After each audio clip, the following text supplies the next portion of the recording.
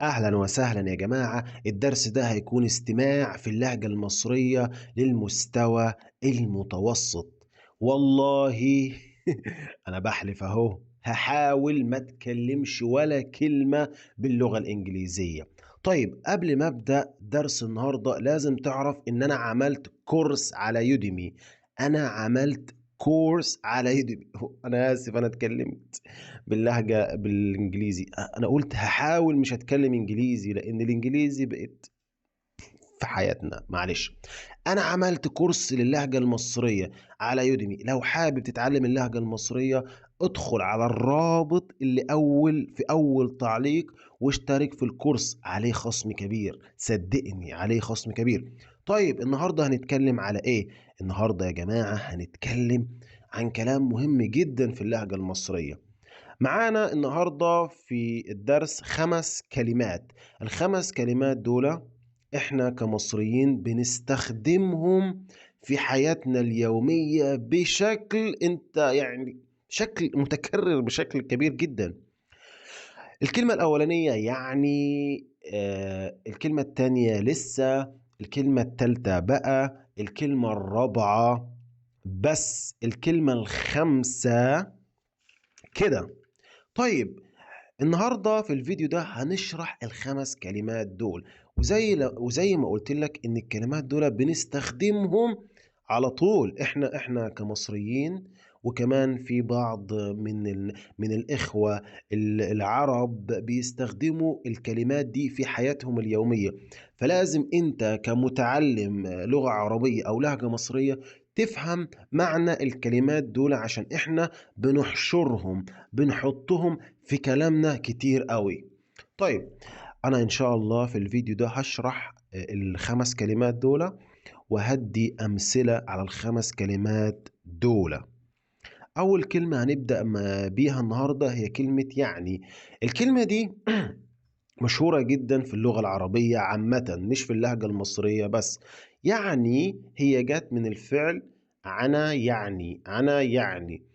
لما أقول لك إيه معنى كلمة مثلا حرية؟ إيه معنى كلمة حرية؟ فأنت هتقول لي والله كلمة حرية معناها إن الإنسان يكون حر، مفيش حاجة تقيده، مفيش حاجة تمسكه. يعني مش لازم يكون حر يعني بدنيا، كمان يكون حر نفسيا، يكون حر روحيا. فده معنى كلمة معنى معنى. لكن كلمة يعني زي معنى. فأنا لو قلت لك يعني ايه حرية، فانت هتقول لي حرية يعني الانسان يكون حر، مش ممسوك، مش مقيد باي حاجة تحكم تفكيره او تحكم جسمه. دي حرية. طيب خلينا متفقين يا جماعة. يعني انا لو قلت لك مثال، دي كوباية ده مشروب. ينسون. يعني ايه ينسون؟ ينسون مشروب احنا بنشربه عشان مثلا نكون كويسين. طيب خليني اديك مثال تاني. النهاردة انا تعبان. النهاردة انا مريض، يعني انا مش هروح الشغل بكرة. خليني اقول لك المثال ده تاني كويس. النهاردة انا تعبان يعني مثلا انا عندي الدور، انا عندي كحة، انا مش هقدر، يعني انا مش هقدر اروح الشغل بكرة.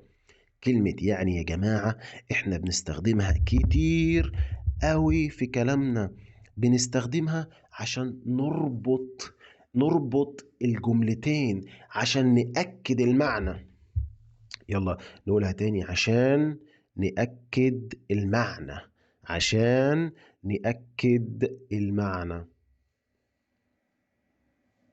طيب ممكن تقول يعني لما انت تكون بتفكر، ممكن تفكر كده، يعني تسكت في كلامك وتقول يعني وتسكت بقى وتكمل الكلام.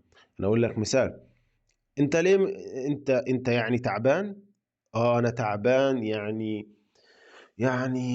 أنا مش هاروح الشغل بُكرة، أنا مش هاروح الشغل بُكرة. ندخل بقى للكلمة رقم 2. الكلمة رقم 2 هي كلمة لسه، كلمة مشهورة جدًا، مشهورة جدًا، جدًا في اللهجة المصرية. فلو قُلت مثلًا آآ أنت أكلت الغدا. لو أنا باسألك دلوقتي وباقول لك أنت أكلت الغدا، أنت أكلت الغدا، ممكن تقول لي لأ لسه، لا لسه. يعني إيه لا لسه؟ يعني أنت ما أكلتش الغدا. طيب شوف ركّز كويس جدًا، لأن كلمة لسه معناها بيختلف شوية على حسب موقعها في الكلام، وعلى حسب الجملة الكلمة موجودة فيها. دلوقتي لو أنا قُلت خلّيني أقول لك جملة، أنا لسه قايل الكلام ده، أنا لسه قايل الكلام ده، أنا لسه قايل الكلام ده. يعني أنا قُلت الكلام ده من فترة قصيّرة. نركّز كويس يا جماعة، نركّز كويس يا جماعة. أنا عارف إن الكلمات دي كلمات مهمة جدًا، وأي حد بيتعلّم اللهجة المصرية لازم يعرف الكلمات دي عشان إحنا بنقولهم كتير أوي في كلامنا. لسه، أنا لسه قايل الكلام ده. آآ لو واحد سألك وقال لك أنت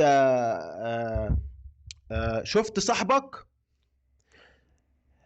ممكن تقول له أنا لسه شايفه، أنا لسه شايفه، أنا لسه شايفه، أنا لسه شايف صاحبي. أنا شُفت صاحبي من فترة قليلة، من فترة قصيّرة، أنا لسه شايف صاحبي. في استخدام تاني لكلمة لسه، آآ أنا لسه باقرا قرآن. شوف، لو قُلت مثلًا أنا لسه باقرا قرآن، أنا مستمر في قراية القرآن. لو قُلت لك مثلًا أنت خلّصت الجامعة والّا لسه؟ أو لو أنا سألت فتاة أو بنت أو لو قُلت لها أنتِ خلّصتِ الجامعة والّا لسه؟ أنتِ خلّصتِ الجامعة والّا لسه؟ فممكن تجاوب تقول فممكن هي تجاوب تقول أنا لسه بادرس. طيب يعني إيه أنا لسه بادرس؟ يعني إن هي مستمرة في الدراسة، هي ما خلّصتش الجامعة، هي ما خلّصتش الجامعة، هي لسه بتدرس. أنا لسه بادرس. طيب، طيب يا جماعة جميل جدًا. دلوقتي هنروح للكلمة التالتة اللي إحنا بنستخدمها كتير جدًا في اللهجة المصرية. الكلمة هي بقى، بقى. أنا عايزك تركّز جدًا على الكلمة دي، بقى. بُص، كلمة بقى إحنا بنستخدمها إن إحنا نأكد الكلام. إحنا بنستخدمها هي كلمة لربط الكلام. ممكن تبدأ بيها جملة، لكن أنت بتربط كلامك وبتأكد المعنى. بتعمل إيه؟ بتأكد المعنى. آآ طيب خلّيني أدّيك مثال. أنت أو أنتِ بتاكل كتير، أنت بتاكل كتير، أنت بتاكل الوجبات السريعة. أنت بقى هتتخن، أو أنتِ بقى هتتخني، هتتخن هتكون تخين. أنت بتاكل أكل كتير، أنت مش بتتحرك، أنت قاعد في البيت، أنت بقى هتتخن، أنت بقى هتتخن. أنا عايز أقول لكم حاجة هنا، إن في استخدام تاني لكلمة بقى، إن بقى ممكن تكون فعل، ممكن تكون فعل. الولد بقى راجل، الولد بقى راجل، الولد كبر وبقي راجل. البنت بقت ست كبيرة، يعني مع الوقت ومع تغير الحال في بقى يعني بقيت او اصبحت كبيره او بقي راجل. لو احنا اتكلمنا عن المثال النهارده انا تعبان، يعني مش هروح الشغل بكره. لو احنا عايزين نستخدم كلمه بقى هنا، النهارده انا تعبان، انا بقى مش هروح الشغل بكره. انا عايزك تركز قوي على الجملتين دول. النهارده انا تعبان يعني انا مش هروح الشغل بكره. النهارده انا تعبان يعني انا مش هروح الشغل بكره. الجمله التانية النهارده انا تعبان انا بقى مش هروح الشغل بكره. انا بقى مش هروح الشغل بكره. انا بقى مش هروح الشغل بكره. وزي ما قلت لك ان الكلمه دي بنأكد الكلام، تأكيد الكلام. خليني برضو اديك مثال تاني عشان تفهم اكتر. لو انا وانت بنتكلم دلوقتي وبسألك اسمك ايه، فانت تقول لي انا اسمي اسماعيل، اسمي جون، اسمي اي اسم، مفيش مشكلة. فانا ممكن اسألك سؤال تاني اقول طيب بقى انت منين؟ اسمع كويس الجملة دي. طيب بقى انت منين؟ بقى انت منين؟ بقى انت منين؟ ركزوا قوي يا جماعة على كلمة بقى. طيب نيجي بقى، شوفوا أنا استخدمت كلمة بقى. طيب نيجي بقى للكلمة الرابعة، الكلمة رقم 4. نيجي بقى للكلمة رقم 4. الكلمة رقم 4 هي كلمة سهلة جدا وبنستخدمها كتير جدا في كلامنا، وأنا عايزك تركز في الكلمة دي. الكلمة دي بس، حرف الباء وبعدين السين، بس. في أكتر من استخدام للكلمة دي على حسب السياق، على حسب الكلام اللي بنتكلمه. أديك أمثلة وانت حاول تفهم معنى كلمة بس في الأمثلة دي.